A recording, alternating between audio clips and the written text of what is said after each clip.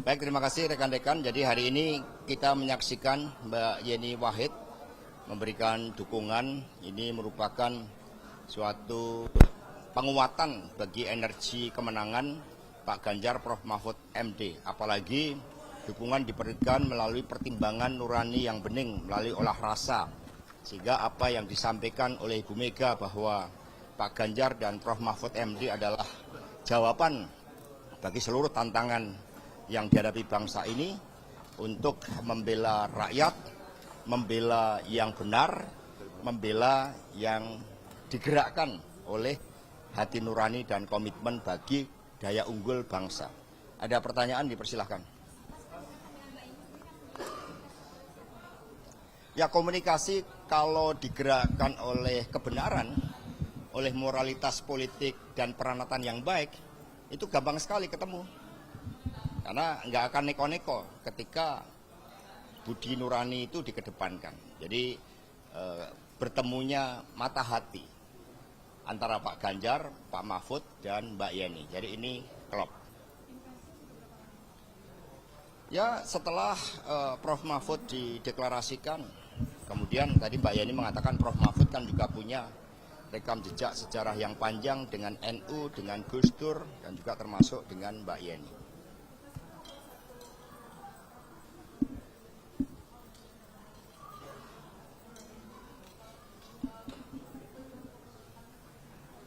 Ya, tentu saja, karena visi misi Pak Ganjar dan Prof Mahfud MD ini kan gerak cepat untuk daya unggul Indonesia dalam seluruh aspek kehidupan dan menempatkan sumber daya manusia yang penting. Sumber daya manusia ini digerakkan oleh budi pekerti, sebagaimana tembang dari Mbak Yeni tadi, tembang yang sangat baik yang menyentuh rasa kita.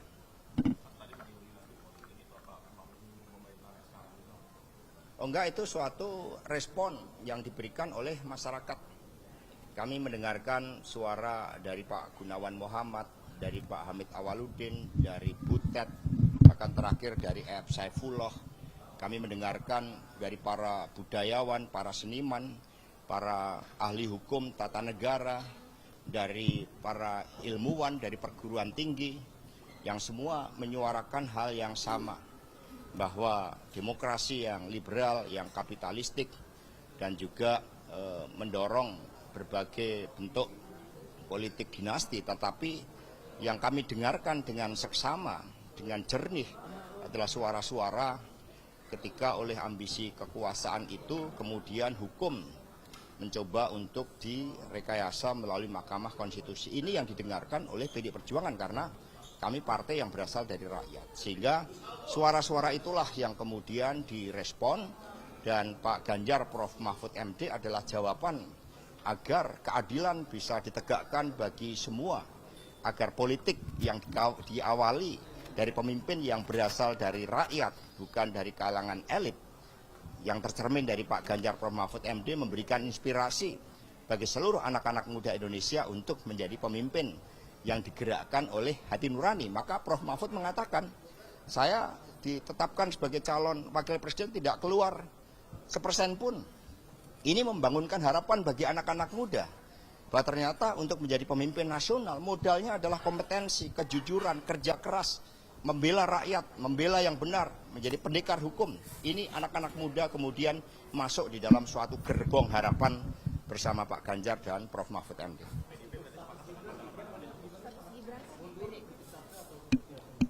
Jadi PDI Perjuangan ini kan dari rakyat, di atas PDI ada rakyat, sehingga politik ini mengikuti peranatan yang baik.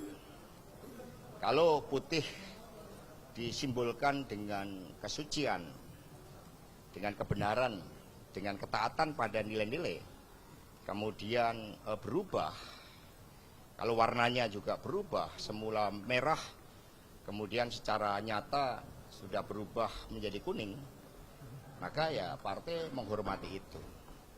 Dan apa yang disampaikan oleh Pak Komarudin, oleh Pak Rudi Solo, itu betul.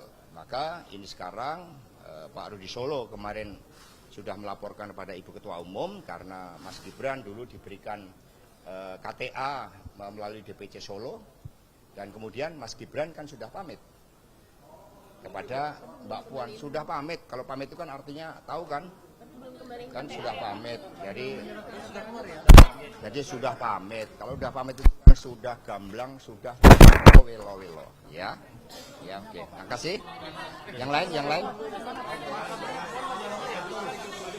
Satu-satu.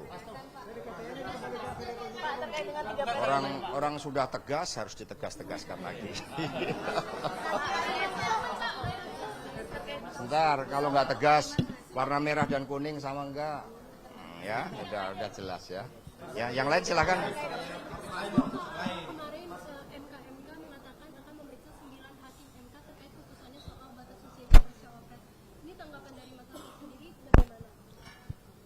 Saya mendapat cerita dari Ibu Mega.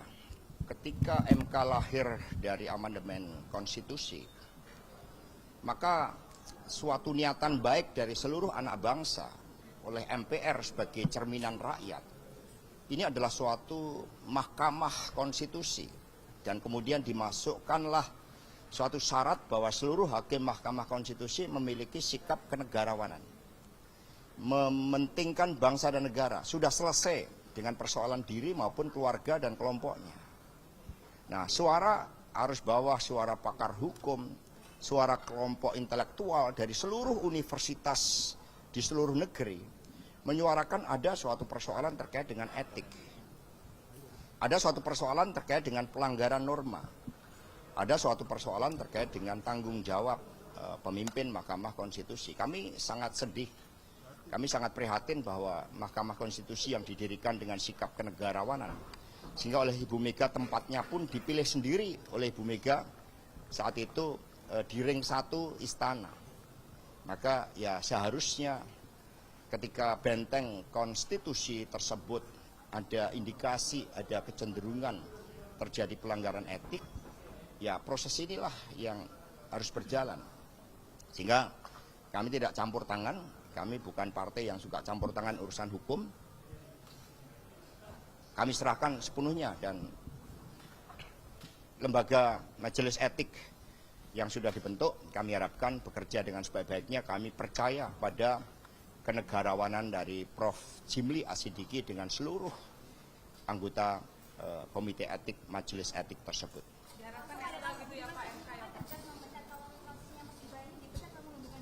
Tadi sudah saya jawab ya.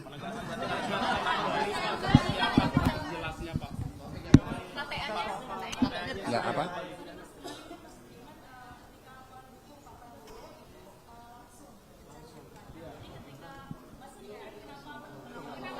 Mas Budiman juga nggak langsung, tahu-tahu kan ada kurir yang datang.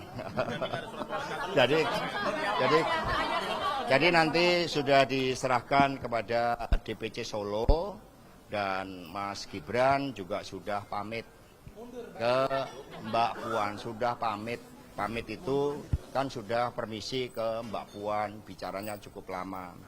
Nah, sehingga sekarang ya serahkan pada masyarakat. Karena politik itu kan harus dengan peranatan yang baik. Ya.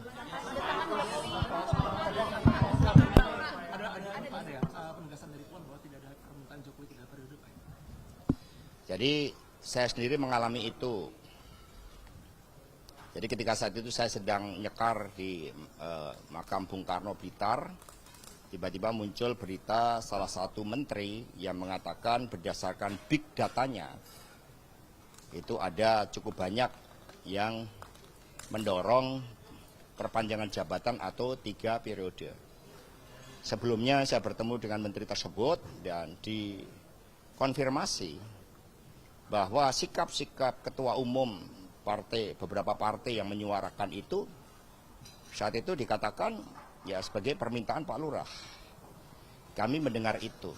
Maka kemudian karena PD Perjuangan ini juga lahir dengan suatu semangat untuk membangun demokrasi yang sehat, yang taat pada konstitusi, maka PD Perjuangan bersama rakyat Indonesia memilih tegak lurus pada konstitusi. Itu sikap yang diambil oleh PD Perjuangan.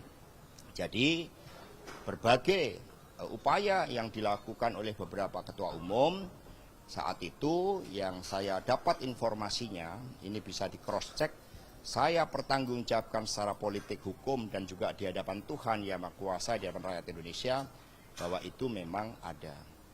Ya, melalui pihak-pihak lain yang kemudian juga disuarakan ke PDI Perjuangan. Tetapi sikap kami adalah konsisten di dalam menempatkan konstitusi sebagai rule of the game yang sangat fundamental yang harus kita ikuti.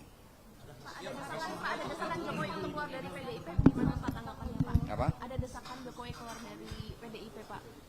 Jadi politik ini nggak ada desak-desakan, emangnya enak desak-desakan, ya. Politik itu gembira, ya. Oke, cukup.